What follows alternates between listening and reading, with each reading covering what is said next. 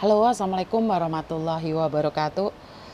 Terima kasih buat semuanya yang sudah subscribe dan like, serta share Facebook maupun YouTube saya. Terima kasih sekali. Dan saya pada tahun 2015 ya Mbak ya, saya pernah nge-share kalau tidak salah di Facebook saya di Dewa Yunia itu tentang ular dan gergaji. Tentang ular dan gergaji ini saya baca berkali-kali. Maksudnya apa sih kok seperti ini? Ternyata di kehidupan itu nyata. Pada tahun 2012 itu saya pribadi itu pernah mengalaminya. Jadi saya bacakan dulu ya ceritanya ular dan gergaji itu. Alkisah seekor ular memasuki gedung tempat kerja tukang kayu di sore hari. Kebiasaan si tukang kayu membiarkan sebagian peralatan kerjanya masih berserakan dan tidak dirapikan.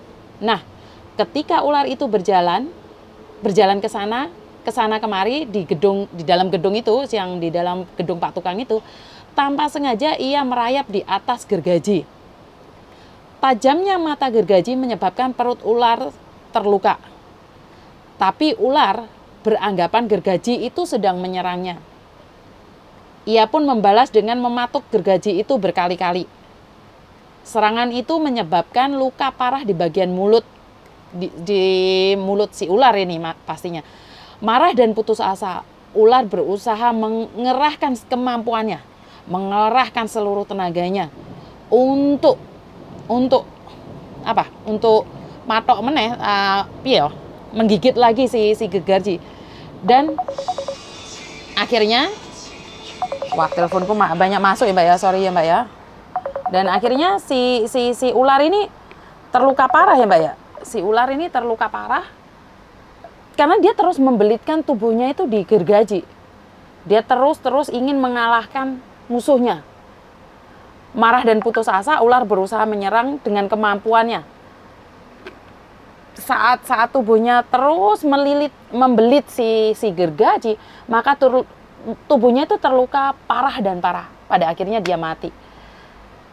Dari sini saya petik satu cerita ini, kayak kadangkala di saat kita marah, kita ingin melukai orang lain, tapi sesungguhnya tanpa disadari yang dilukain adalah diri kita sendiri.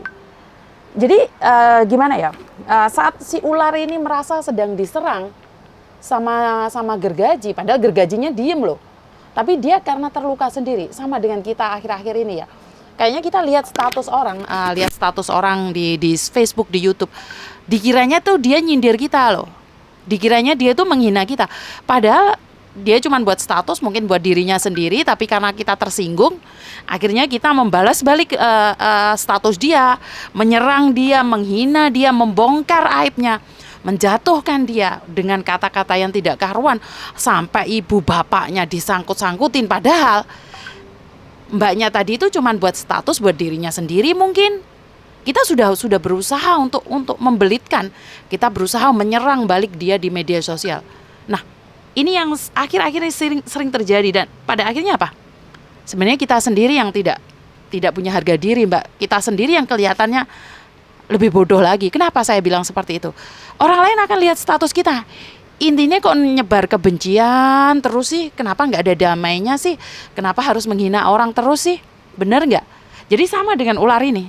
Pada akhirnya dia akan kecapean sendiri dan mati sendiri. Orang juga jengah Mbak lihat statusnya yang selalu menghina orang. Benar tidak? Jadi pandai-pandailah menggunakan media sosial, karena media sosial saat ini tuh sangat berpengaruh sekali ya. Kadang-kadang kalau dulu kan mulutmu adalah harimaumu, sekarang jarimu adalah nyawamu. Kalau kamu tidak ingin dihina dan dimarahin orang, hati-hati. Itu aja dari saya. Terima kasih, kurang lebihnya minta maaf. Wassalamualaikum warahmatullahi wabarakatuh.